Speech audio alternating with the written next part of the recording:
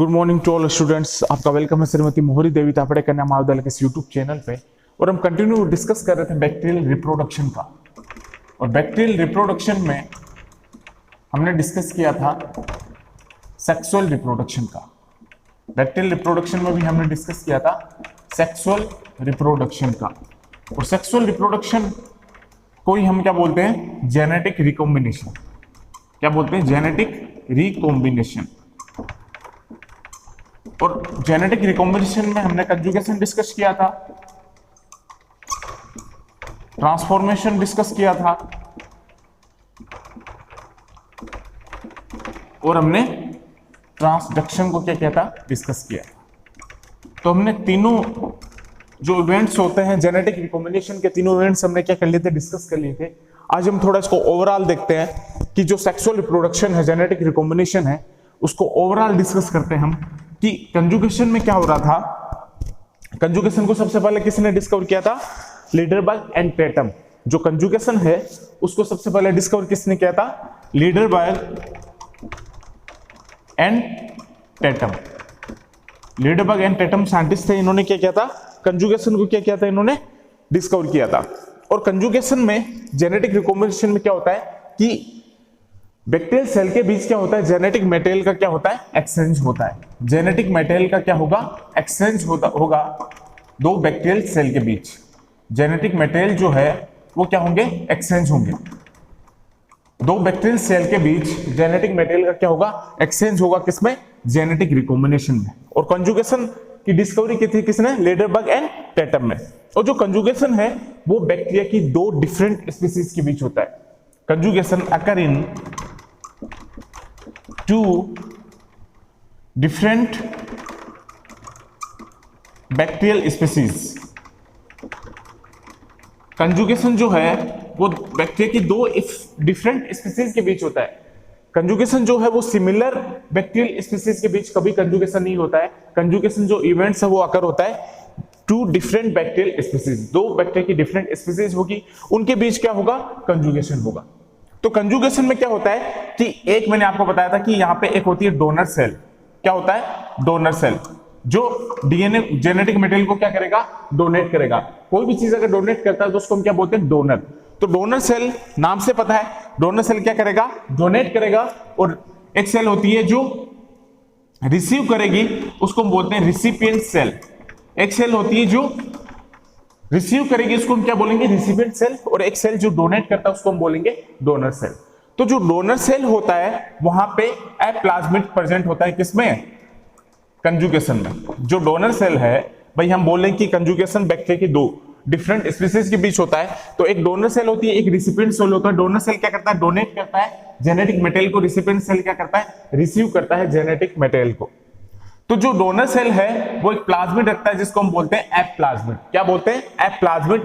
और donor cell अगर app plasmid वो रखेगा तो मैं इसको बोल सकता हूं एप प्लस सेल। भाई डोनर सेल क्या रखता है? एप प्लाज्मिड रखता है, तो मैं इसको बोल सकता हूं एप प्लस सेल। और रिसिपिएंट सेल है तो वो एप प्लाज्मिड नहीं रखता है, तो मैं इसको बोल सकता हूं एप माइनस सेल। किसको? रिसिपिएंट सेल को। अब क्या होगा? अब जो है यहां पे फॉर्मेशन होगा किसका? कंजुगेशन ट्यूब का। किसका फॉर्मेशन होगा? कंजुगेशन ट्यूब्स का क्या होगा? यहां पे फॉर्मेशन होगा। किसका फॉर्मेशन होगा? कंजुगेशन ट्यूब्स का। और ये जो एप प्लाज्मिड होता है, ये जो एप प्लाज्मिड होता है, ये सिंथेसाइज करता है किसका? ये सिंथेसाइज करता है साथ साथ सेक्स पाइलस का भी। जो सेक्स पाइलस है वो क्या करती है? कंजुगेशन में हेल्प करती है। मैंने आपको जो बैक्टीरिया पढ़ा रहा था तो मैंने आपको क्या बताया था कि पिलाई जो है वो किस में हेल्प करता है? कंजुगेशन में। जो पिलाई है वो कंजुगेशन में हेल्प करती है। तो ये क्या है? ये जो एप प्लाज्मिड है ये किसकी सिंथेसिस कर रहा है? सेक्स पाइलस की। और वो किस में हेल्प करता है? कंजुगेशन में। किस में हेल्प करता है?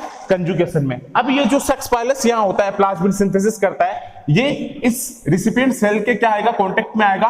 और जब ये रिसिपिएंट सेल के कांटेक्ट में आएगा तो यहां पे किसका फॉर्मेशन होगा? कंजुगेशन ट्यूब्स का। किसका फॉर्मेशन होगा? कंजुगेशन ट्यूब्स का। और ये अपना जेनेटिक मटेरियल जो है एप प्लाज्मिड किस में देगा? रिसिपिएंट सेल में। अपना एप प्लस जो प्लाज्मिड है वो किस में ट्रांसफर हो जाएगा? फिर रिसिपिएंट सेल में। तो डोनर सेल में भी F प्लस प्लाज्मिड है और रिसिपिएंट सेल में भी अगर F प्लाज्मिड चला जाएगा, क्योंकि जब कंजुगेशन ट्यूब का फॉर्मेशन होगा, सेक्स बैलेंस का जब सिंथेसिस होगा, तो डोनर सेल रिसिपिएंट सेल के क्या आएगा, कांटेक्ट में आएगा और वहां पे कंजुगेशन ट्यूब का फॉर्मेशन होगा, तो F प्लाज्मिड क्या होगा, ट्रांसफर होगा कहां पे, रिसिपिएंट सेल में। अब F प्लाज्मिड जो अगर ट्रांसफर होगा तो रिसिपिएंट सेल में भी क्या आ जाएगा, F प्लस। तो कंजुगेशन का अल्टीमेट जो फाइनल वो होगा, कंक्लूजन वो क्या होगा कि दोनों सेल F प्लस में क्या हो जाती है, कन्वर्ट हो जाती है। दोनों सेल किस में कन्वर्ट हो जाएगी, F प्लस और F प्लस प्लाज्मिड में क्या हो जाएगी, ये कन्वर्ट हो जाएगी, क्योंकि डीएनए वहां पे ट्रांसफर कर जाता है किसमें, रिसिपिएंट सेल में। किसमें ट्रांसफर कर जाता है, रिसिपिएंट सेल में। अब सेकंड हम बात करते हैं ट्रांसफॉर्मेशन की। तो ट्रांसफॉर्मेशन में भी क्या होता है, जेनेटिक मटेरियल का क्या होता है, एक्सचेंज होता है। ये भी किसका टाइप है, जेनेटिक रिकॉम्बिनेशन का टाइप है ये भी। अब जो ट्रांसफॉर्मेशन है, ये कोई भी इन्वायरमेंटल डीएनए है उसको हम किसी बैक्टीरियल सेल में क्या कर सकते हैं, ट्रांसफर कर सकते हैं। कोई भी इन्वायरमेंटल मान लो डीएनए है या फिर कोई एक्सोजीनस डीएनए है, वो क्या होगा, बैक्टीरियल सेल में ट्रांसफर होता है। तो कोई भी नेक डीएनए को हम बैक्टीरियल सेल में क्या कर सकते हैं, ट्रांसफर कर सकते हैं। कौन सी प्रोसेस के थ्रू, ट्रांसफॉर्मेशन प्रोसेस के थ्रू। तो ट्रांसफॉर्मेशन क्या होता है, एक नेचुरल प्रोसेस होती है और इसमें जो एक्सोजीनस डीएनए है, एक्सोजीनस डीएनए का मतलब क्या होता है, जो सेल के बाहर सिंथेसाइज होता है। एक्सो मतलब बाहर, एक्सोजीनस डीएनए का मतलब क्या होगा, जो सेल के बाहर सिंथेसाइज होता है, वो डीएनए क्या होगा, इंटर करेगा किसमें, बैक्टीरियल सेल में। और बैक्टीरियल सेल में भी इंटर करेगा तो कैसे करेगा, वहां पे कुछ प्रोटीन्स प्रेजेंट होते हैं, कुछ एब्जॉर्प्शन साइट्स प्रेजेंट होगी, उस एब्जॉर्प्शन साइट की हेल्प से क्या करेगा वो एक्सोजीनस डीएनए इंटर करेगा किसी बैक्टीरियल सेल में। तो एक्सोजीनस डीएनए मतलब कोई बाहर का डीएनए, जैसे इन्वायरमेंटल डीएनए भी हो सकता है, वो बैक्टीरियल सेल में क्या कर जाएगा, इंटर कर जाएगा। तो ट्रांसफॉर्मेशन भी क्या है, एक नेचुरल प्रोसेस है।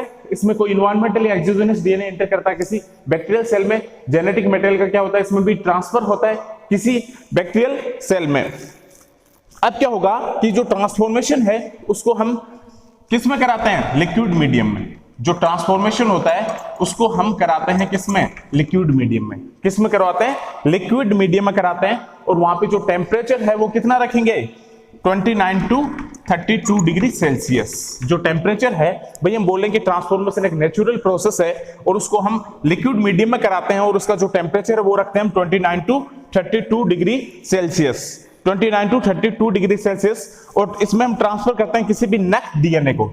कोई भी नेक डीएनए होगा या प्योर डीएनए होगा, कोई भी नेक डीएनए होगा या फिर प्योर डीएनए होगा, इसको हम ट्रांसफर करते हैं किसी बैक्टीरियल सेल में। तो उस प्रोसेस को हम क्या बोलते हैं, ट्रांसफॉर्मेशन।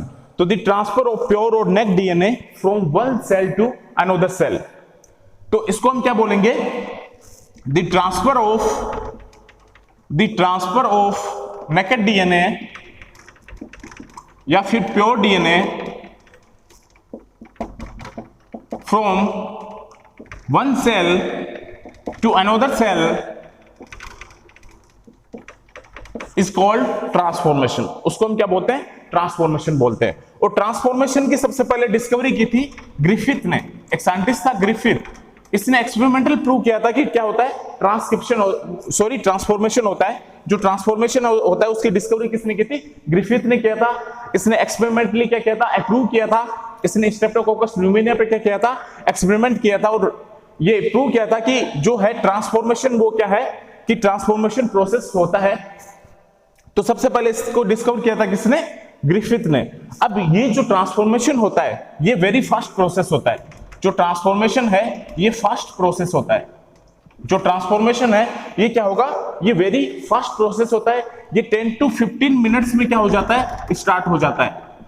10 टू 15 मिनट्स में किसी कल्चर मीडिया में हम बोलेंगे इसको हम लिक्विड मीडिया में करा रहे हैं, तो ये 10 टू 15 मिनट्स में क्या हो जाता है, स्टार्ट हो जाता है। और 2 आवर्स तक ये क्या हो जाएगा, टोटली कंप्लीट हो जाएगा। 2 आवर्स तक ये क्या हो जाएगा, ट्रांसफॉर्मेशन टोटली क्या हो जाएगा, कंप्लीट हो जाएगा।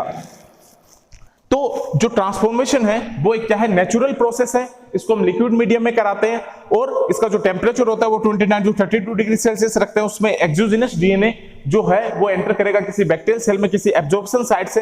और इसका जो डिस्कवरी है वो किसने किया था, ग्रिफिथ ने किया था। ये फास्ट प्रोसेस होती है, ये 15 टू 20 मिनट्स में क्या हो जाता है, स्टार्ट हो जाती है और 2 आवर्स तक ये क्या हो जाएगा, कंप्लीट हो जाएगा। तो इसमें हम क्या करते हैं, कोई नेकेड डीएनए होगा या फिर प्योर जो डीएनए होगा उसको हम ट्रांसफर करते हैं एक बैक्टीरियल सेल से दूसरे बैक्टीरियल सेल में। एक बैक्टीरियल सेल से दूसरे बैक्टीरियल सेल में हम क्या करते हैं, ट्रांसफर करते हैं।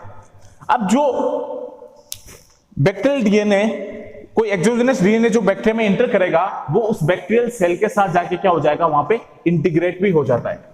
भाई जो बाहर का डीएनए आएगा, एक्सोजेनस डीएनए आएगा किसी बैक्टीरियल सेल में, तो बैक्टीरिया के पास क्या है, अपना भी तो जेनेटिक मटेरियल है, तो वो उस बैक्टीरियल डीएनए के साथ वो एक्सोजेनस डीएनए क्या हो जाएगा, वहां पे आके इंटीग्रेट हो जाएगा। क्या हो जाएगा, इंटीग्रेट हो जाएगा वहां आके भी।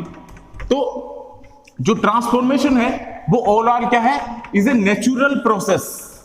जो थर्ड वो हमने डिस्कस किया था वो क्या था, ट्रांसडक्शन। थर्ड क्या था, ट्रांसडक्शन। तो ट्रांसडक्शन में क्या हो रहा था, ट्रांसडक्शन मैंने आपको क्या बताया था कि इसमें एक बैक्टीरियोफाज है, वो as a vehicle, as a carrier और एज ए वेक्टर के तौर पे क्या होता है, यूज होता है। वो डीएनए को क्या करता है, एक बैक्टीरियल सेल से दूसरे बैक्टीरियल सेल में क्या करता है, ट्रांसफर करता है। और वो किस की हेल्प से होता है, with the help of bacteriophage. किसकी हेल्प से होता है, बैक्टीरियोफाज की हेल्प से। और ट्रांसडक्शन को सबसे पहले डिस्कवर किया था जिंडर एंड लीडरबर्ग ने। किसने डिस्कवर किया था, जिंडर एंड लीडरबर्ग ने। और जो ट्रांसडक्शन प्रोसेस है वो टू टाइप से होता है, एक होता है जनरलाइज्ड ट्रांसडक्शन और एक होता है स्पेशलाइज्ड ट्रांसडक्शन। और अगर बैक्टीरियोफाज की हेल्प से अगर ट्रांसडक्शन होता है तो वहां पे दो फेज काम करेंगे, एक होता है वायरुलेंट फाज और एक होता है टेम्परेट फाज। अगर वायरुलेंट फाज फॉलो होगा तो वहां पे क्या फॉलो होगा, लाइटिक साइकिल। और अगर टेम्परेट फाज वहां पे रनिंग होगा तो वहां पे क्या होगा, लाइटिक और लाइसोजेनिक साइकिल। तो कहने का मतलब यह है कि ट्रांसडक्शन में लाइटिक और लाइसोजेनिक साइकिल दोनों क्या होते हैं, फॉलो होते हैं।